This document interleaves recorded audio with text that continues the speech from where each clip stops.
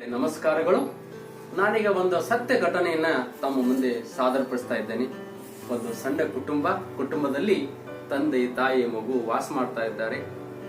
ಒಂದು ಸಾಯಂಕಾಲದ ಸಂದರ್ಭದಲ್ಲಿ ಮಗು ಹೊರಗಡೆ ಆಟ ಆಡ್ತಾ ಇದೆ. ತಾಯಿ ಒಳಗಡೆ ರೊಟ್ಟಿಯನ್ನು ಮಾಡ್ತಾ ಇದ್ದಾಳೆ. ಅದೇ ಸಂದರ್ಭದಲ್ಲಿ ಆ ಭಿಕ್ಷುಕ ಆ ಮನೆಗೆ ಬರ್ತಾನೆ. ಅಮ್ಮ, ನನಗೆ ಹಸುವಾಗಿದೆ, ಊಟಕ್ಕೆ ಕೊಡ್ರಿ ಅಂತ ಕೇಳ್ತಾನೆ.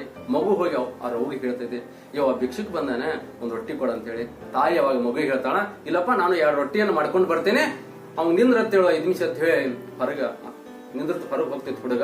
ತಾಯಿ 2 ರೊಟ್ಟಿಯನ್ನು ತೆಗೆದುಕೊಂಡು ಬಂದ ಅಲ್ಲಿ ಒಂದು ದೊಡ್ಡ ರೊಟ್ಟಿಯನ್ನ ಒಂದು ಸಣ್ಣ ರೊಟ್ಟಿಯನ್ನ ಮಾಡಿರ್ತಾಳೆ. ಆ ಸಂದರ್ಭದಲ್ಲಿ ಮಗುವಿಗೆ ತಾಯಿ ಹೇಳ್ತಾಳೆ, ದೊಡ್ಡ ರೊಟ್ಟಿಯನ್ನು ನೀನು ತಿನ್ನಪ್ಪ, ಸಣ್ಣ ರೊಟ್ಟಿಯನ್ನ ಆ ಭಿಕ್ಷುಕ ಕಡೆ ಕೊಡು ಅಂತ ಹೇಳ್ತಾಳೆ. ಕೊಟ್ಟು ಒಳಗೆ ಹೋಗ್ತಾಳೆ. ಕೊಟ್ಟು ಒಳಗಡೆ ಹೋದಾಗ ಆ ಹುಡುಗ ವಿಚಾರ ಮಾಡ್ತಾನೆ. ನೋಡಿ, ಅವನು ನೋಡ್ತಾನೆ, ನನಗಿಂತ ದೊಡ್ಡವನಿದ್ದಾನೆ. ದೊಡ್ಡ ರೊಟ್ಟಿಯನ್ನ ಹುಡುಗ ಆ ದೊಡ್ಡನ್ ಕೊಡ್ತೈತಿ, ಸಣ್ಣ ರೊಟ್ಟಿಯನ್ನ ಆ ಹುಡುಗ ತಿಂತೈತಿ. ಬಂಧುಗಳೇ, ತಾಯಿ ಮತ್ತೆ ಹೊರಗಡೆ ನೀರ್ ತಗೊಂಡ್ ಬರ್ತಾಳೆ. ನೀರ್ ತಗೊಂಡ್ ಬಂದಾಗ ನೋಡ್ತಾಳೆ, ಒಂದು ವಿಸ್ಮಯಕಾರಿ ಘಟನೆ ಆ ತಾಯಿ ಕಾಣಿಸ್ತೈತಿ. ಸಣ್ಣ ರೊಟ್ಟಿಯನ್ನ ಹುಡುಗ ತಿಂತಿರ್ತೈತೆ, ದೊಡ್ಡ ರೊಟ್ಟಿಯನ್ನ ಆ ಭಿಕ್ಷುನ್ ಕೊಟ್ಟಿರ್ತಾನೆ. ತಾಯಿ ಕೇಳ್ತಾಳೆ, ಇಲ್ಲಮ್ಮ, ಅವನು ನನ್ಕಿಂತ ದೊಡ್ಡವನಿದ್ದಾನಮ್ಮ, ಅವನಕ್ಕಿಂತ ಚಿಕ್ಕವನಿದ್ದೇನೆ, ಆದ್ದರಿಂದ ದೊಡ್ಡ ರೊಟ್ಟಿಯನ್ನ ಅವನು ಕೊಟ್ಟಿದ್ದೇನೆ, ಸಣ್ಣ ರೊಟ್ಟಿಯನ್ನ ನಾನು ತಿಂದಿದ್ದೇನೆ ಅಂತ ಹುಡುಗ ಹೇಳ್ತಾನೆ.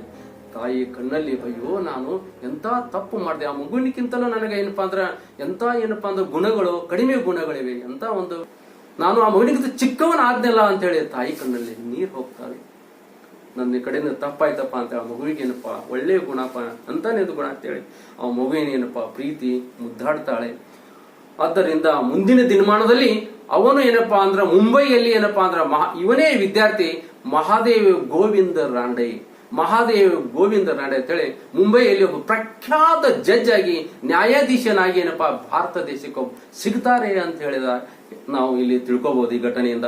ಬಂಧುಗಳೇ, ಮಕ್ಕಳಿಗೆ ಮನೆಯಲ್ಲಿ ಒಳ್ಳೆಯ ಸಂಸ್ಕಾರಗಳನ್ನು ಕೊಡ್ರಿ, ಮಗುಲಿರ್ತ ಒಳ್ಳೆಯ ಗುಣಗಳನ್ನ ಪೋಷಿಸ್ರಿ.